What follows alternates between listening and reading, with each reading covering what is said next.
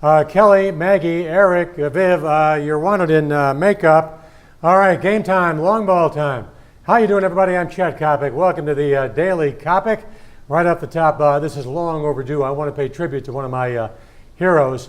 You know, the square jaw, the dark brooding eyes that always screamed competitor. Chris Chelios, 26 years of NHL hockey, finally waves goodbye as a member of the Detroit Red Wings. You know what, Chelly, very unique. Seems hard to believe that he left the Chicago Blackhawks 11 years ago. He won a Stanley Cup championship with the Montreal Canadiens.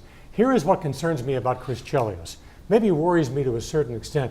Chelly is about the locker room. He's about the blades. He's about the morning skate. He's about charter flights to Calgary. That's all going to be gone for Chris Chelios this year. Anyone who tells me that Chris Chelios is not going to go through an emotionally difficult year, in my opinion, is kidding themselves. Right now, I wish Chris Chelios all the luck in the world because, quite frankly, I think, Chelly, you are going to need it. Now, yes, I was at this fight. Talking about Evander Holyfield, 13 years ago, the bite fight against Mike Tyson at the MGM Grand in Las Vegas, Nevada. Brand new angle on Evander Holyfield. Are you ready for this? 48 years old, 26 years as a pro fighter, a member of the 1984 U.S. Olympic team. That was the Olympic team that competed in Los Angeles, California. Evander Holyfield is going back in the ring with dreams of winning a heavyweight title. He's going to fight some pug by the name of Sherman the Tank Williams on November 5, presumably in Detroit. Obviously, Evander is determined to fight until his brain becomes chopped liver. All right, this is a marriage just waiting to happen.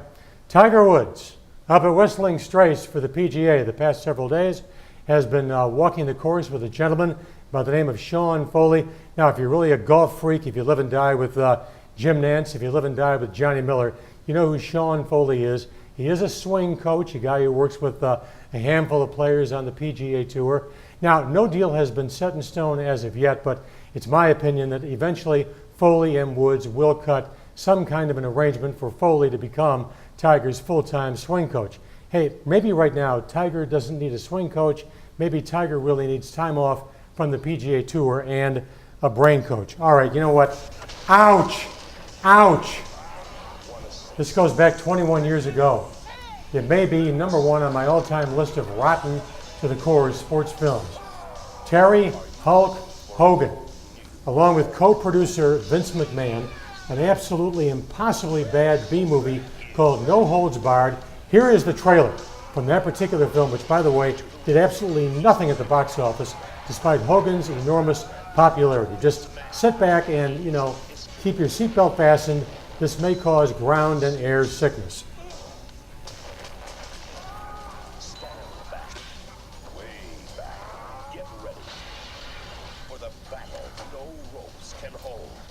Whoa. Did this really happen 16 years ago today? The answer is yes. Major League Baseball players went on strike, and it would be a prolonged strike. They were out 232 days. 232 days, as you recall. It meant the cancellation of the 1994 playoffs and the 1994 World Series. You know, still at this point, there are so many people who incorrectly blame Bud Selig for that strike. Why? Because they want someone to blame, number one, and number two, at the time, Bud Selig was Major League Baseball's interim commissioner. All right, this guy was demonic on the football field. You talk about prolific, you talk about consistent. He went to the Pro Bowl 10 consecutive years.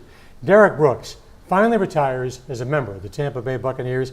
Derek, of course, has not played football since the Buccaneers released him back in 2008. Next stop for this guy, in my opinion, Canton and the Pro Football Hall of Fame. Now, Derek came up with a very unique way of retiring.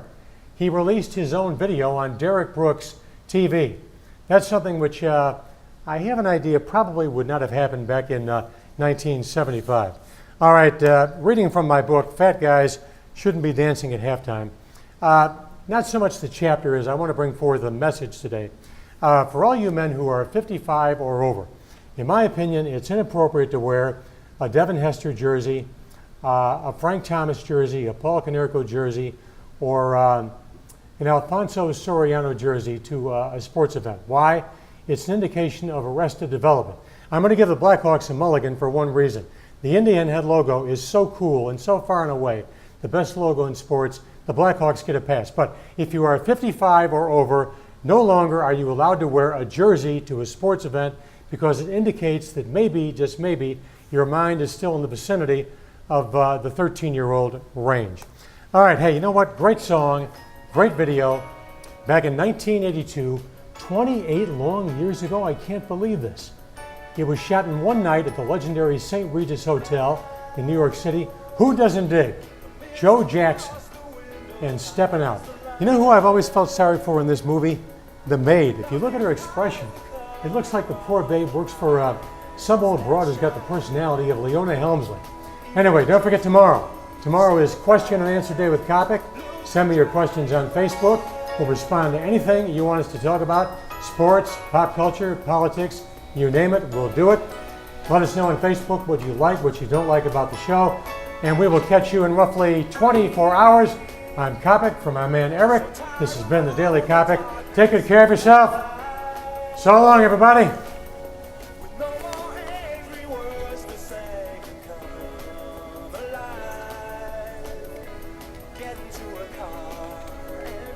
That felt pretty good.